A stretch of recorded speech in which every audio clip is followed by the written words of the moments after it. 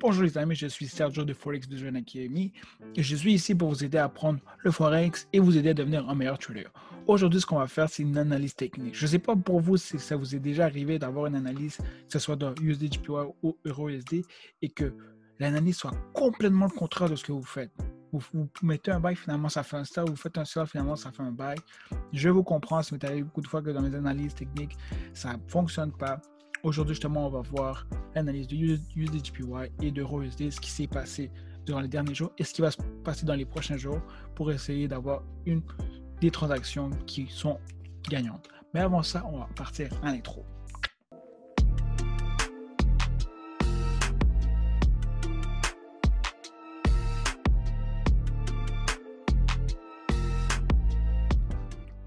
Ok, fait que si on commence avec USD/JPY, je sais que j'ai beaucoup de barbeaux, mais je vais faire quelque chose que je vous conseille des fois de faire, c'est d'enlever tout ce que vous avez marqué.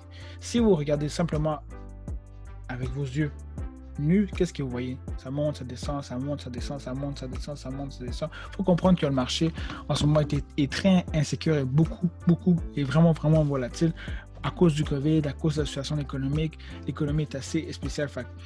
Ça crée vraiment beaucoup d'incertitudes. Comme pour voir, j'ai vraiment placé 2 trendlines justement, et en ce moment le marché est comme en train de tomber, mais il y a beaucoup de va-et-vient. Mais on peut quand même comprendre que le marché est en train de tomber sur le weekly. Après ça, si on va sur les daily, on peut voir justement que j'avais déjà dit que le marché ici avait déjà fait une candle bear, en bear qui était quand même assez forte. Le marché avait réessayé de monter, mais finalement ça a juste fait un doji. Parfait, ça a refait un autre doji. J'aurais pensé que cette candle aurait fermé et brisé. Finalement, elle n'a pas brisé. Le marché a retesté justement le support qu'il y a ici et finalement il est remonté. Fait que ça reste à voir. On peut voir qu'en ce moment on est dans un genre de consolidation. Le marché est très insécure, fait qu'il va faire beaucoup de ping-pong. Si exemple on voit un catage, là ça effectivement fait ce que je disais. Et c'est la semaine justement a commencé ici le 5 juillet. On peut voir ici que le marché a directement monté d'un coup pour aller retester justement la résistance qu'il y avait à peu près ici, qui était à peu près aussi vis-à-vis à mon 38,20%. C'est pour ça que j'ai mis une genre de résistance là. Je vais vous mettre ça un H, je vais voir qu'est-ce que ça donne. Mais oui, c'est ça. Enfin, comme on peut voir ici, j'ai placé justement une résistance parce qu'on peut voir ici que le marché a testé plusieurs fois. Enfin, je me suis dit ça va être une bonne résistance de zone et aussi ça va toucher la place où il y a le 38,20. Enfin, on peut voir qu'à plusieurs reprises, le marché, ça fait 2 fois que le marché essaie de briser. Le marché n'est pas capable de briser cette résistance. On peut voir justement dimanche à la montée, par après ça a descendu, retester le support que j'avais déjà marqué en bas qui était à justement 0%. J'avais pensé que le marché aurait brisé et tombé. Finalement, le marché a rejeté encore une fois le support que j'ai fait et après ça a retesté pour une 3e fois la zone de résistance.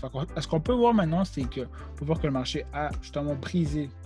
Pas brisé, je veux dire, à retester pour une 3e fois le 38,1% qui n'a pas été capable. On peut voir que je pense que pour cette fois-ci, le marché, peut-être demain, aurait des bonnes possibilités que le marché descende.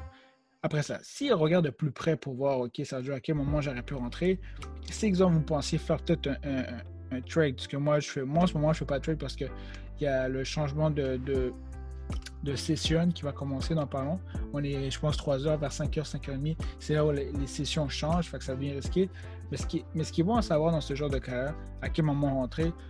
Si vous êtes en sell, je vous dirais que déjà là, ici, ce serait bien de rentrer, mais ce serait ce que j'appelle une transaction risquée. Ce que j'aimerais, exemple, moi, voir souvent, c'est que le marché fasse ça, le marché fasse ça et le marché fasse ça. Vous ne devez pas attendre des fois que ce soit en 30 minutes pour le confirmer. Si, exemple, vous allez en 5 minutes et vous voyez que le marché brise la petite ligne, reteste et tombe, parfait. Et également ici, si vous voyez, exemple, que le marché vient ici, il remonte, il reteste en 5 minutes et il repart, ben parfait.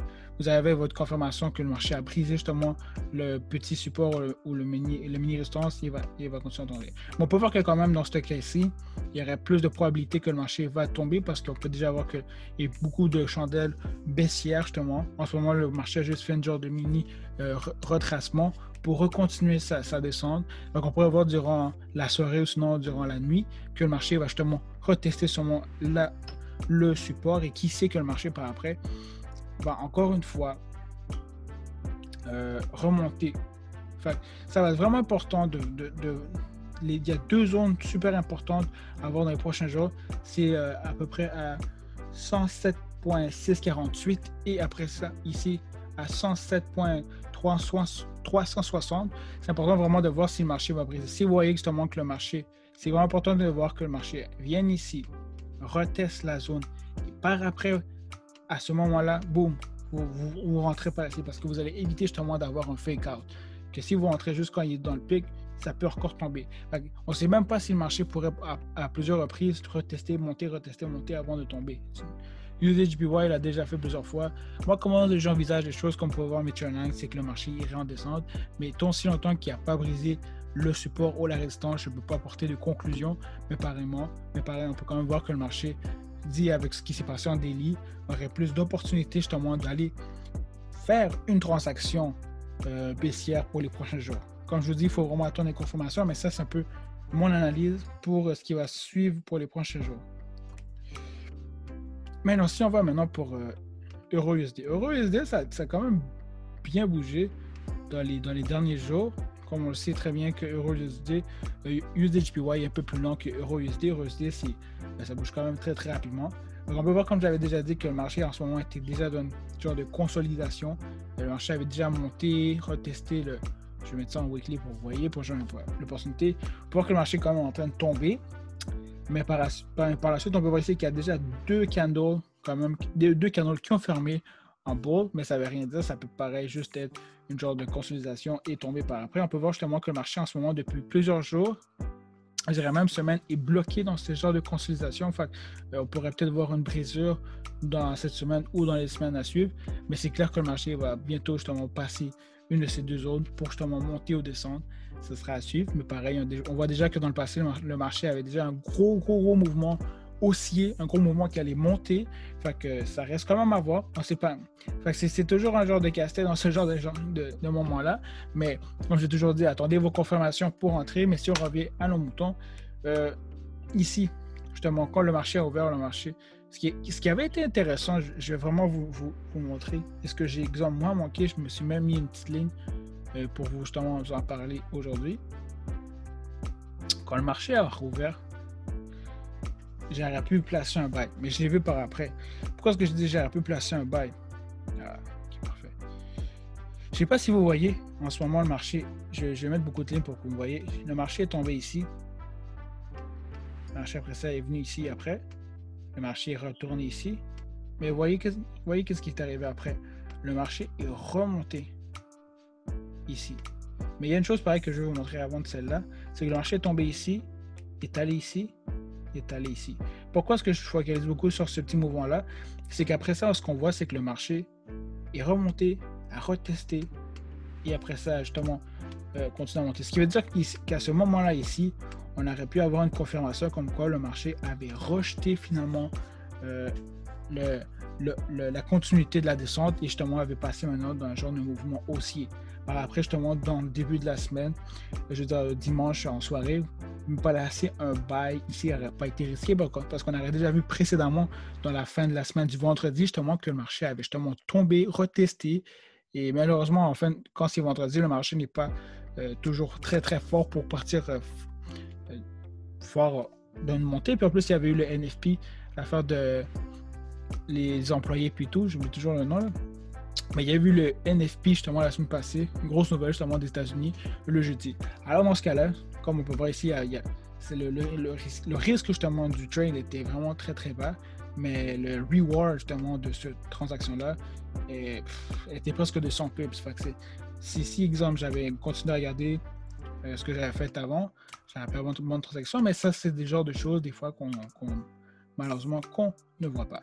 Fait que ça, c'est quand même une chose de moi, c'est comme ça que je fonctionne. Je me place toujours des lignes, je vois à quel moment le marché a justement changé de direction et tout. Et ouais. Et ça, c'est une chose que je voulais vous parler. Qu'est-ce qui s'est passé dimanche qui a pu être intéressant et finalement, ça ne s'est pas passé. Par après, on peut voir que justement le marché, comme j'avais dit, avait retesté la zone de résistance, mais encore une fois, le marché l'a rejeté. Ça fait déjà trois fois que le marché a rejeté. Ici, il a fait un genre de double top.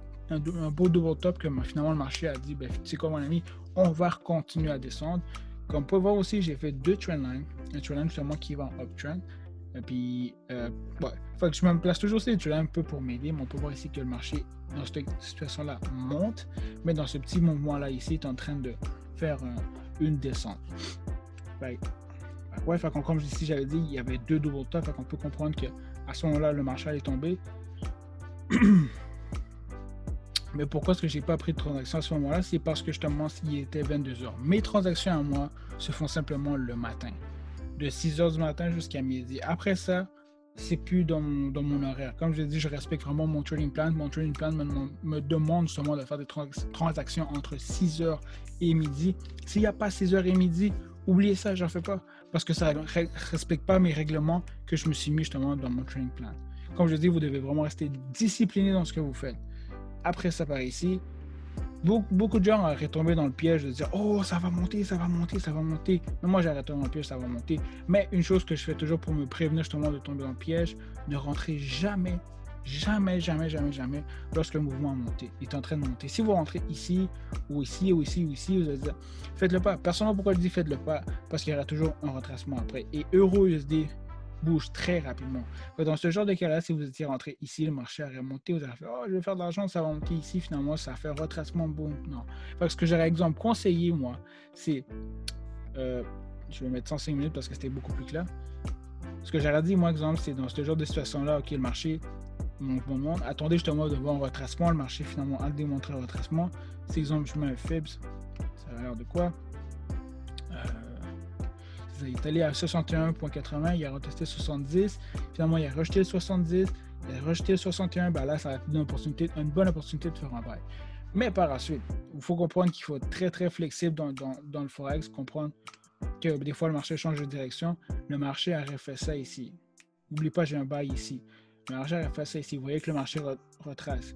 Si le marché ne fait pas remonter plus haut que ce bout-là qui est ici, comme on peut le voir, ça veut dire qu'il va y avoir un changement de direction. Fait, comme je disais, j'ai fait un buy ici à peu près. Le marché monte. Vous voyez un petit retracement. C'est normal que des fois il y ait un retracement. Mais lorsque vous voyez qu'ici, à ce moment-là, le marché continue de finalement changer change sa direction et maintenant continue sa descente, c'est ça que je voulais dire. Si vous êtes bien de fermer votre trade parce que ça vient de vous confirmer justement que le marché n'allait pas tomber. Ce qui est aussi intéressant de voir, c'est que si on se place sur une ligne ici, ça démontre justement que le marché allait continuer de descendre. Donc ça, c'est sketch. Je ne vais pas vous le cacher, c'est quand même des petites attrapes. Sinon, dans le pire des cas, ce que j'aime beaucoup faire, c'est regarder dans le catage, voir un peu plus ce qui peut se passer. Puis comme vous voyez ici, ce qui est arrivé, c'est justement que le marché a monté. Pourquoi? Parce qu'il y avait eu 2 grosses canaux de catage qui avaient été faits. Le marché n'a pas pu rejeter le support qui est ici, mais souvent à 80%, lorsque le marché tombe directement d'un coup, il y aura toujours une autre candle contraire qui va presque remonter et retester la candle, mais il ne va pas la fermer. Des fois ça peut remonter et tout, mais c'est vraiment lorsque le marché est vraiment fort pour... Exemple, si c'était un uptrend, le marché aurait juste fait une résistance puis ça aurait continué à monter. Mais dans ce genre de cas-là, ça arrive souvent que le marché va le faire. Si, exemple, vous regardez ici, c'est la même chose. Le marché ici, en catage, avait tombé fort. Le marché avait remonté pour un peu restabiliser le prix. Mais finalement, le marché a rejeté après cela et a continué à tomber. C'est des choses qui arrivent pour elle. Il ne faut juste pas tomber dans le piège. Alors, si vous voyez que le marché tombe fort comme ça, je vous dirais, dans ce genre de situation-là, attendez avant de faire une transaction parce que ça peut être dangereux pour vous et tout. Mais c'est pareil aussi, ça peut aussi, exemple, vous êtes des scalps ou des gens qui sont vraiment minutieux sur les petites heures, mais ils ont placé un buy ici, ça n'aurait pas été mauvais parce que vous avez vu justement que le marché avait monté, rejeté, finalement continué à augmenter. Enfin, encore là, comme je dis, il y a toujours des opportunités de faire des buy et sell, mais moi, ce n'est pas dans mes heures respectives que je fais mes transactions, fait que je ne l'ai pas fait. Et ouais, fait que si après ça, on revient à nos moutons, qu'est-ce qui pourrait se passer par après avec EURUSD? Il peut se passer beaucoup de choses. Je ne vais pas vous le cacher, juste enlever, parce que j'ai mis trop de training. Il peut se passer beaucoup de choses. Comme je vous ai dit, en ce moment, EURUSD et USDJPY sont dans une genre de consolidation. Le marché, logiquement, soit pourrait retester le support et monter, briser et augmenter, ou sinon le marché pourrait briser justement la trendline, retester, tomber, et par après repriser la trendline et tracer à descendre, ou pourrait retester le support et augmenter. Enfin, comme je vous dis, il y a beaucoup de scénarios en ce moment qui peuvent se passer parce que lorsqu'il y a une consolidation, il y a toujours 3 scénarios. Ben, je veux dire, il y en a 4.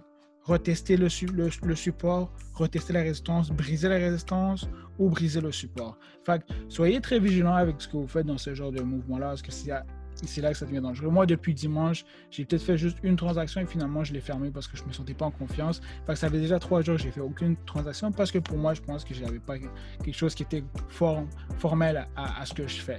Alors, c'est des choses qui arrivent pour elle. Mais sur moi, je pense que demain ou après-demain, il y aura peut-être une possibilité de faire une transaction. Mais ce n'est pas pour aujourd'hui. Sur ce, les amis, je vous remercie d'avoir regardé la vidéo. Si jamais vous aimez la vidéo, donnez-nous un petit like et un petit subscribe. Si vous avez des questions par rapport aux analyses techniques, posez-moi une question. Si je peux vous aider sur quelque chose, allez-y.